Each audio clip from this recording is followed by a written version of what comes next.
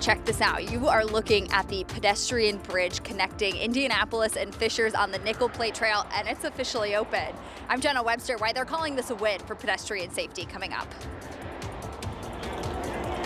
And live from Lucas Oil Stadium, the fan experience here at the NFL Combine. It's a yearly tradition, and it's back. We'll take you inside.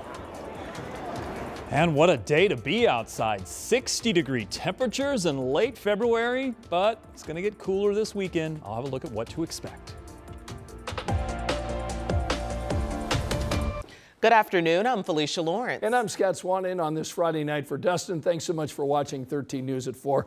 Good news for walkers and bikers. So a trail project years in the making is now complete. Jenna Webster is on the Nickel Plate Trail and shows us the new expansion.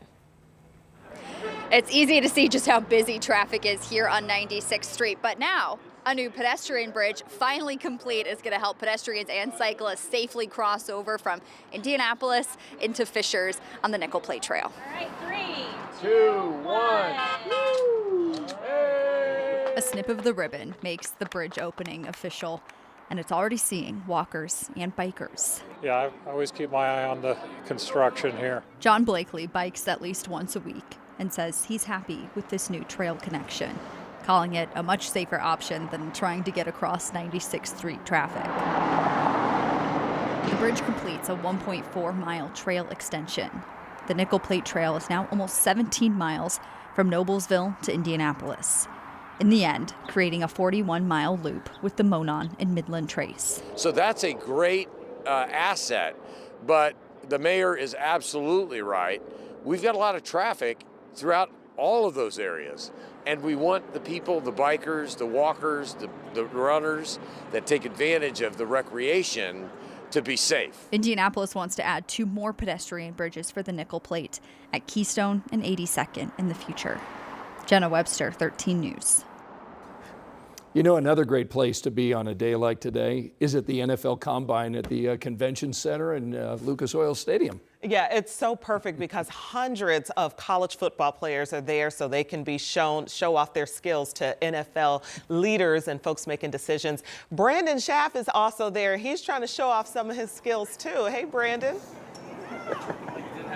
Hey, good afternoon, Felicia and Scott. We are here at the fan experience at the NFL Combine. Let's just briefly show you all of the different activities that these fans can take part in. There is a field goal challenge that's new this year, and around this entire area you have so many different options, all the helmets from the different NFL teams, and lots of fans of all ages coming from all over the country, even international. I met some people that came from Canada that came out here to enjoy all of this.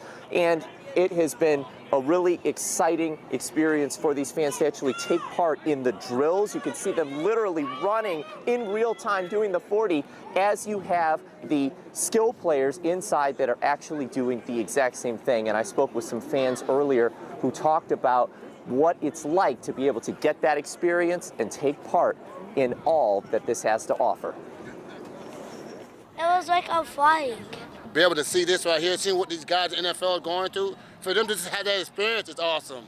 Awesome. They get to see it on TV, now they can actually do it in real life.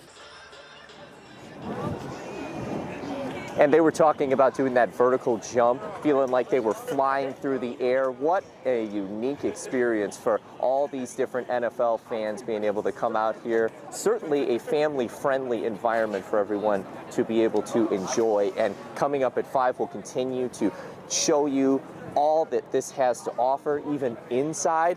They have the Super Bowl rings as well that are inside, the Lombardi Trophy, the Heisman Trophy. This has all been open here since 1. The drills started at 3, and that'll continue through the evening tonight. So we've got lots more to look forward to. Scott, Felicia, back to you. Okay, it sounds awesome, Brandon. Thank you so much. That's Brandon Schaff out at Lucas Oil Stadium. I'm challenging everybody here to a foot race in the parking lot. Oh, yeah. 40-yard dash. Look, it's a beautiful weather day for that. Today is the day to be outside. I mean, I can't goodness. think of a better day during this month. Yeah, I mean, for late February, this is stellar. We're talking 60s right now, beautiful sunshine. Now, it is going to eventually start to change a little bit as we get through the weekend, so enjoy some of this while you can. But There's a little bit of good news, a little bit of bad news. The good news is that it won't change as quickly as maybe we were thinking. We may be able to salvage a good bit of your Saturday. That's good. For this weekend. We're happy about that. Yes. It isn't going to remain in the 60s through the weekend, though, so it's definitely going to cool down. That's a bit of the bad news, but you kind of expect that in Indiana this time of year. These 60s are fleeting when we're talking about them in early March and late February. 62, though, we were up to 63 a bit earlier, so we are looking at a huge warm up in the temperatures, and very subtly we'll start to see those temperatures cool down over the next couple of days. Now, there's nothing major moving our way at the moment, so at least in the short term, through the next 24 hours, I think we're pretty good. Once you get past 24 hours, though, the next system will certainly be here, and we do have some changes that are going to arrive in our forecast. If you're planning the rest of this evening, clear skies are expected. These southwest winds will calm down a bit. They've been a bit breezy during the day, but that's the reason why we saw the temperatures make it into the 60s. We'll cool down through the 50s, and then during the overnight, likely getting down into the 40s. With mostly clear skies expected to continue, we'll do upper 30s to low 40s, depending upon where you are. Now, looking ahead to tomorrow, we've made some changes to this part of the forecast. I think the first half of the day certainly looks pretty good. Temperatures actually able to make it up into the 50s. You will notice some clouds starting to filter in as the day goes on, and then late in this part of the forecast, we'll add some rain showers into the mix. Yes, there is a chance we could see some snowflakes on part of the weekend forecast. I'll show you that.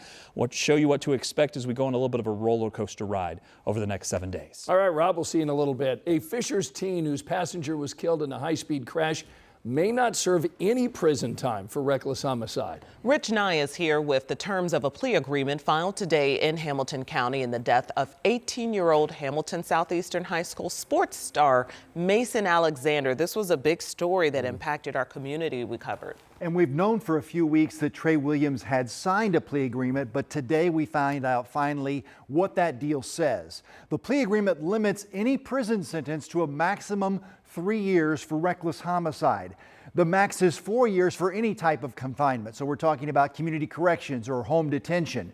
The total sentence will be 6 years, but the judge has great discretion to suspend some or all of that sentence. Williams will also lose driving privileges for 5 years. On March 1st last year, Williams was the driver of a car that swerved off a Florida road near Geist Park, hit a tree and caught fire. Mason Alexander was a passenger in that car and died in the crash. Alexander was a star athlete at Hamilton Southeastern High School. He had graduated early and just started college at the University of Pittsburgh, where he was on the football team. Alexander's uncle has served as a family spokesman, and I asked him this afternoon about the possibility of no prison time for Williams. We want to make sure that this young man learns through this incarceration period that he just comes out a better person. And as I stated last time, we're not seeking vindictive justice. You know, if we look at being fair, we would have Mason back. So there's give and take in this situation, and that's the difficult part. Williams was not quite 18 years old at the time of the crash, but is charged as an adult. He will formally plead guilty to reckless homicide on March 11th. 2 charges, reckless driving, and false government identification. Those 2 charges will be dismissed as part of this plea agreement. Okay, it is a tough situation for that family because the ultimate thing that they want back is their baby. Rich, what's the range of possible sentences for Williams? So anything from just probation to maybe some time of community corrections to actual prison time. But the judge has great leeway. It all has to add up to 6 years, but the maximum prison time could be 3 years. Okay.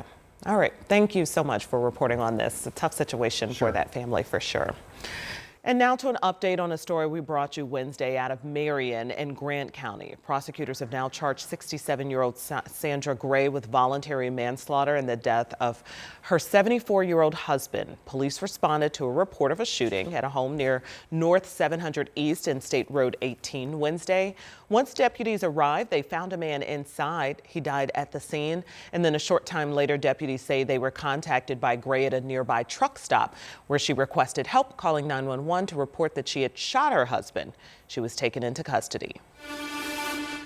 A 16-year-old charged as an adult accused of shooting at IMPD officers was in court today. We have video from today's hearing. Investigators say Jamar Neal shot at police from inside a car that officers were trying to pull over in connection to a deadly shooting investigation.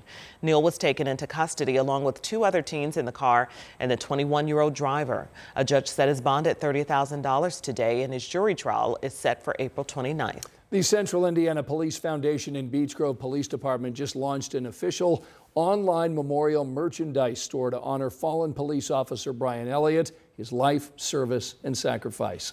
The online store offers commemorative apparel and merchandise created to honor Officer Elliott's memory and provide our community with a meaningful way to show support. Proceeds from the merchandise sales will go directly to the officer's family. Officer Elliott, as you know, was killed in the line of duty February 16th after responding to a domestic disturbance call in Beech Grove.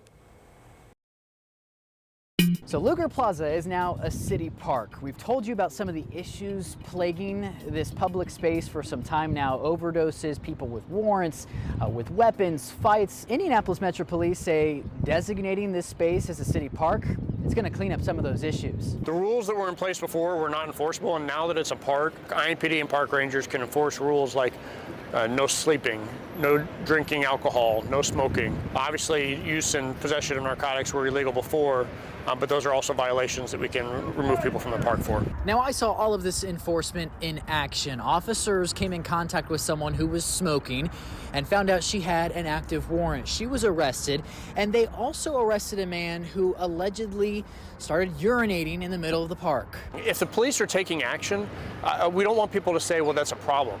If officers are making arrests for people with narcotics, people with firearms, then that may avoid future incidents like overdoses or shootings from taking place. And that's the ultimate goal. Still to come on this Friday afternoon, a possible strike on Iran. We've got the urgent message to U.S. workers in the region. And taking down one of our own, the misguided laser attack making headlines today. And of course, with the beautiful skies that we have in place, radar is quiet. But I'll probably be using this weekend as there is a chance for some rain and snow coming up.